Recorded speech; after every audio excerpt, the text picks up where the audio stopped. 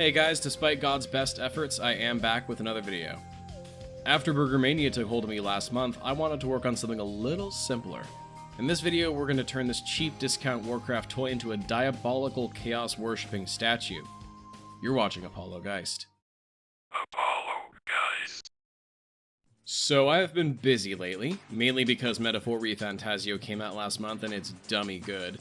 Side note, this is the second time Atlas has released a JRPG with an election storyline that coincided with a deranged psychopath's rise to power in the United States. Katsura Hashino, please tell me which lottery tickets to buy this week. In October, during my bi-weekly trip to Ross, I found a mountain of these McFarlane Toys statues for both the Warcraft and Diablo games. These are those weird who were these made for collectibles that clog up the divorced dad toy section in the video game aisle. I was surprised by the discounted price, especially when you look at the original MSRP.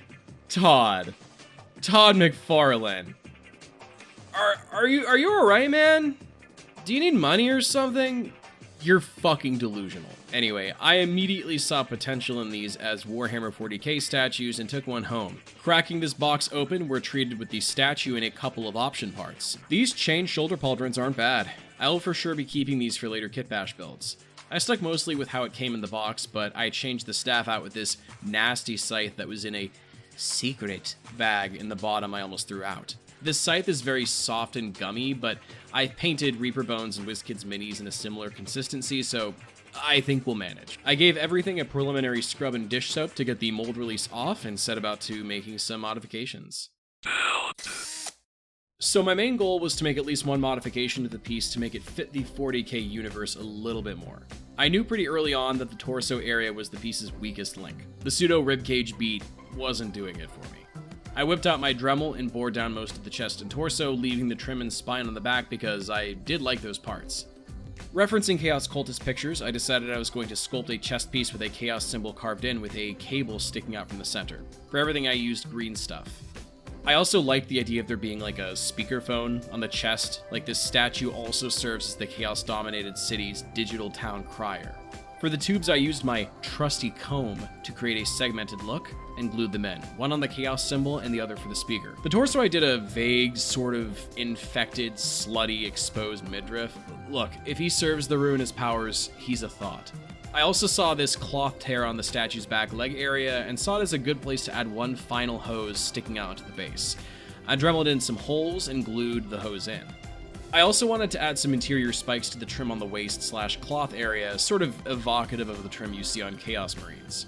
I added vaguely triangular blobs of green stuff and loosely shaped them up. For sculpting armor or spikes with green stuff or milliput, you don't need to worry that hard about it not being super precise. When it's hardened, you can just cut it with an X-Acto knife. Gucci.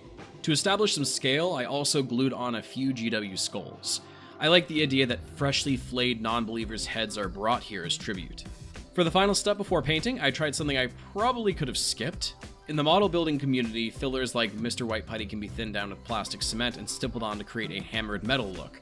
Great for tanks and mechas. I thought I'd give it a try here. The idea was to unify all of the disparate materials with a coarse texture to help sell that this was an actual statue, not just a guy painted as one. That didn't happen. What I didn't realize is that this technique works best on smooth armor surfaces, and about 60% of this figure is coarse textured fabric. So the fabric texture just drank up most of the putty and didn't show through. It looks good on a few areas, but not anything anyone but me will notice. It's important to show these moments of redundancy because not everything you experiment with will work. I will for sure be using this again soon though. I primed it black and set about to painting. The step I knew early on would be the easiest. So I knew immediately that I would not be spending more than 2 hours painting this thing and would be relying on dry brushing for 80% of the steps. Because this is inevitably someone's first mini painting video, dry brushing is where you take a brush, load it up with paint, and wipe most of it off onto something like a paper towel before feathering the brush onto the surface you're painting. The idea is the paint will stick only to the upper surfaces, making it perfect for metal or stone. Despite the name, I like to use a slightly damp towel instead of dry one. It keeps the paint from drying as fast and gives me smoother transitions. I started out with a heavy dry brush of a copper mixed with some purple and black to establish shadows, which I honestly don't see in the final product, so take that as you will. I layered on repeated coats, adding more of the original copper each time until I was just using pure copper. Then I added some silver and added on some light highlights, only dry brushing in a downward motion. I then took a regular brush and applied edge highlights to select areas with pure silver, and that was it for most of the statue. For the base, I dry brushed on a gunmetal gray and a lighter pass of regular silver. With the primary paintwork done, I set about to weathering. For the base, I stippled on watered down orange and brown paints using my gloved finger to create a streaking motion. I was going very slapdash here, not worrying about where the rust would or should form. Then I picked out some silver areas where the rust might rub off. For the statue, I used this bottle of Nihilakh Oxide from Citadel that I have this weird psychological hang-up over. I constantly make excuses about not using it, and as a result, I never use it, so I'm using it here. I think it's really easy to overdo verdigris and rust, so my approach here was less is more. I deposited the color where I thought verdigris would form. Is this how verdigris forms? I don't know, I didn't Google it. Verdigris heads, if I'm inducing cringe, then smash that dislike button and yell at me in the comments. Once I was satisfied with the overall look, I waited overnight to matte coat the model and added the last touches. For the skulls, I coated them in some Citadel Blood technical paint. This isn't super realistic, but I love the idea of this statue's innate warp energy sustaining a perpetual fresh coat of blood over anything that's been offered there as a sacrifice. I added some spatters, but not too many. Again, less is more. And I think we're done. End result.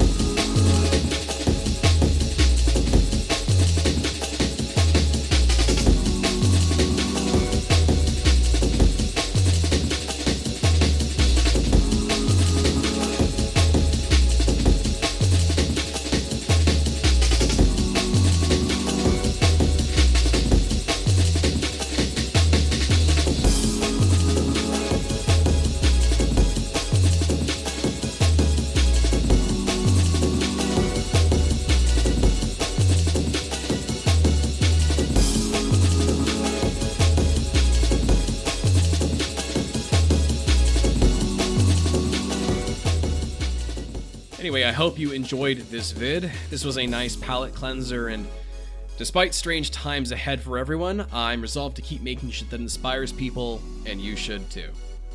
You guys stay safe out there. I'll catch you later.